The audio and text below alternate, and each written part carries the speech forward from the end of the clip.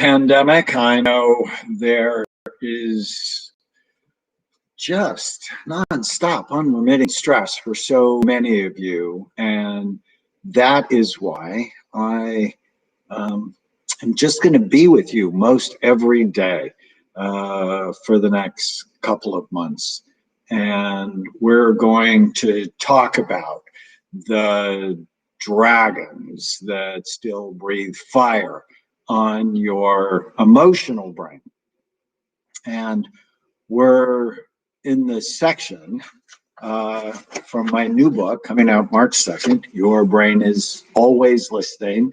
You can go to yourbrainisAlwaysListening.com and get some great gifts. We'll talk about those at the end. And there are 13 dragons from the past. And we've talked about the abandoned, invisible, and insignificant dragon. That's my primary dragon. We're going to talk about my secondary dragon today, the inferior or flawed dragon. And you can find out about your dragons at knowyourdragons.com. It's a free questionnaire that'll know which of the 13 you have. Tana has 10 of them. I have 5 of them. There's the anxious dragon that the pandemic has just exploded. The wounded dragon that we talked about yesterday. And today we are going to talk about the should and shame dragon. I love the artwork on this.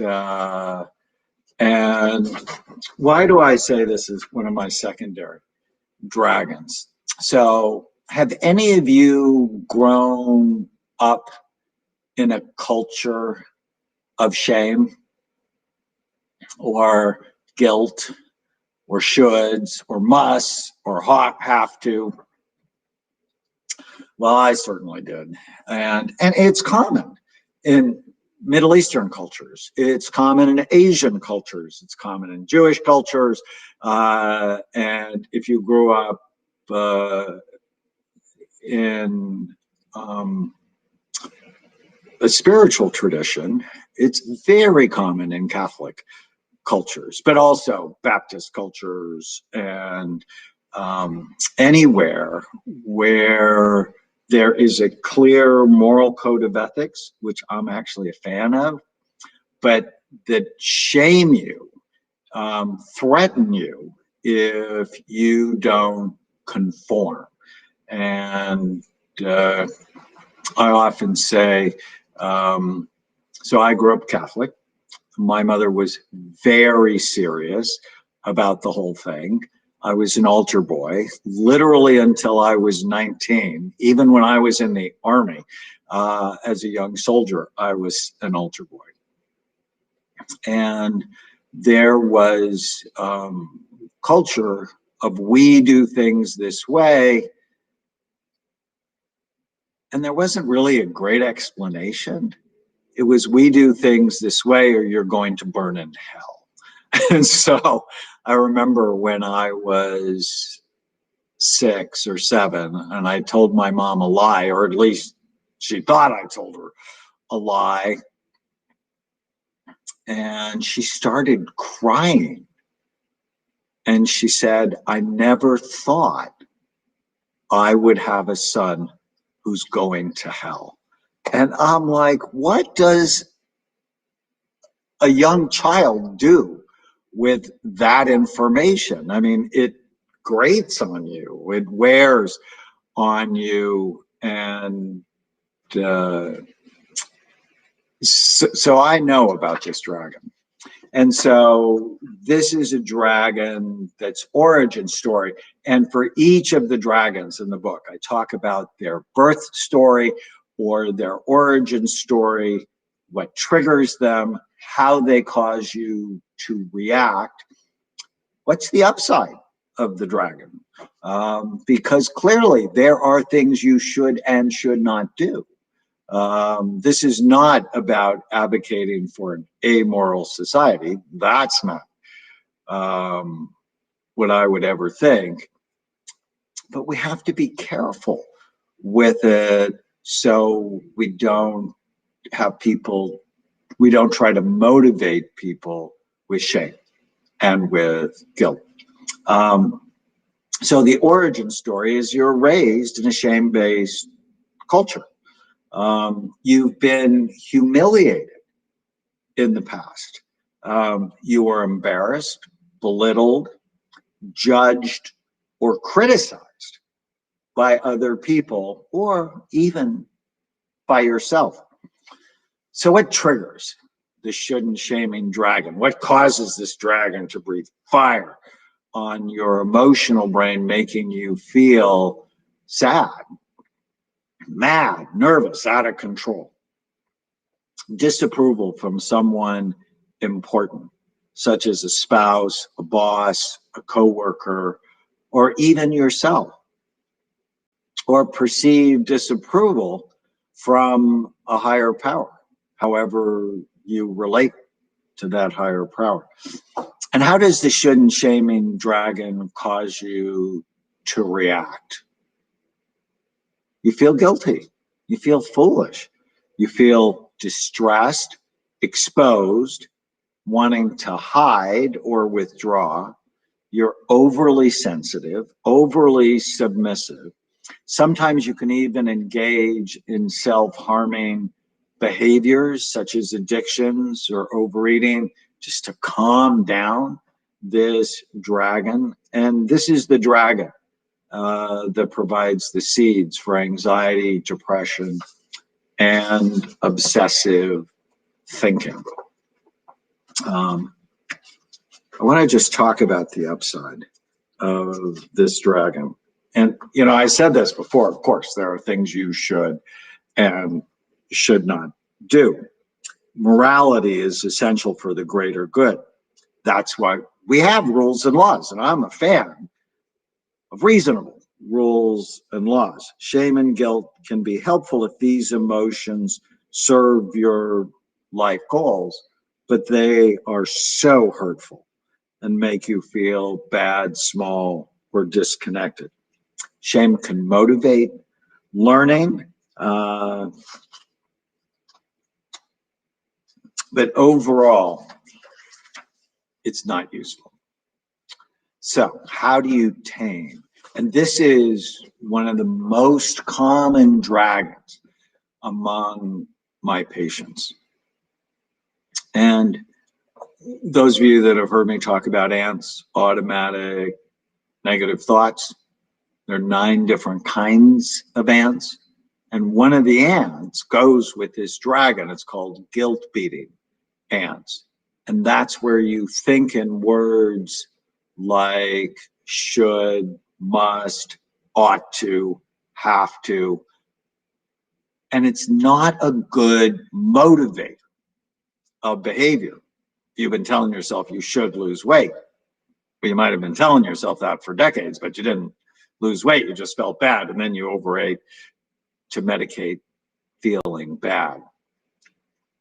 So I want you to get rid of the words should, must, ought, and have to, and replace them. So this is strategy number 1.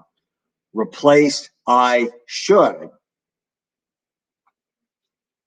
with I want to, or it fits my goals too.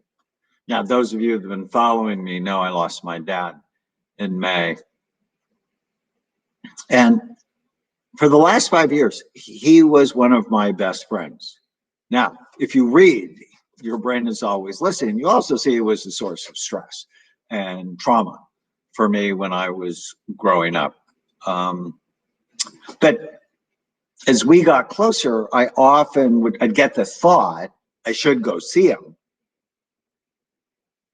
And I realized that didn't make me go see him. So I replaced I should go see him with I want to go see him, or it fits my goals to go see him. because it did. It fit my goals to have a good relationship with my dad because I knew I wasn't going to have him forever, which turned out to be true. So whenever you think you should, you must, you ought to, you have to, I just want you to replace it with I want to, or it fits my goals to. And if you don't want to, and it doesn't fit your goals to, don't do it. Like I should be kind to my wife. It's so much better to say I want to be kind to my wife, or it fits my goals to be kind to my wife. So that's strategy number one. Number two is know when guilt is helpful and know when it's not. So morality is important. Ethics are important. Telling the truth is important. One of the dragons we'll deal with later on is the trouble with the truth dragon. Telling the truth. Otherwise, people won't trust you, and that becomes really problematic for you. So know when it's helpful and know when it's not. 3, behavior is way more complicated than most people believe. We do brain imaging at Amen Clinics, and we've done it for 30 years. We're the world leader in looking at the brain for psychiatric or brain health, mental health issues. And it's really easy to feel bad about your past or about other people's past. It's much harder to go, why? Why did I act like that? I was on New Life Radio this week with Steve Arterburn, and Steve came to the clinic and got scanned, and we were talking, it's a call-in radio show, to one of the people who called in who had a son that was psychotic and depressed and suicidal. And we're talking about, well, he should come to one of our clinics. And Steve said when he got his scan, it was a, quotes, no wonder moment. It was like, well, no wonder I couldn't concentrate, or no wonder I had memory problems, or no wonder I struggled in my relationships. No wonder. So the third strategy in dealing with the should and shaming dragon is to just realize behavior is complicated. There's a lot of reasons why people act the way they do. And sometimes it could be because you had a head injury decades ago from a car accident that you really never even thought about. Or your brain works too hard or not hard enough, or you have an allergy to gluten or dairy, corn, soy, and that is causing inflammation in the brain. And so that's a very important strategy. Number 4 is see your younger self, the younger self you're still judging, with love and compassion. And too many of my patients are so hard on themselves. And I want you to start talking to yourself like a good friend would, or like a good coach would, or like a good parent would. It's so important to be kind to yourself rather than to be harsh. And then the 5th strategy is when you feel shame, talk to someone you trust about the shame you feel. Hiding from shame expands it. Facing it begins to take away its power. And King Solomon said, there is nothing new under the sun. Odds are, if you're struggling, a lot of people you know are struggling with the same issues. I remember when I was a young psychiatrist, and I was actually the chief psychiatrist when I was in the Army then, in Fort Irwin is in the middle of the Mojave Desert. And when I was there, I had the idea, my commanding officer, when I met him, I'm like, you know, he's just so normal and he's just such a great guy. And 3 weeks later, he's like in my office telling me about stuff in his life. And then I saw the priest and I just loved the priest. And then 3 weeks later, he was in my office. And I just came to realize that if you think people are better than you think they're more normal than you are, what it likely means is you don't know them well enough. So let's tame the should and shaming dragon. Because you don't want that dragon running your life. Change I should to I want to, or it fits my goals to. I hope these chats are helpful to you. I certainly enjoy doing them. A lot of this information comes from my brand new book coming out March 2nd, Your Brain is Always Listening. I have a special event where I'm going live 90 minutes on February 9th at 5 o'clock Pacific time.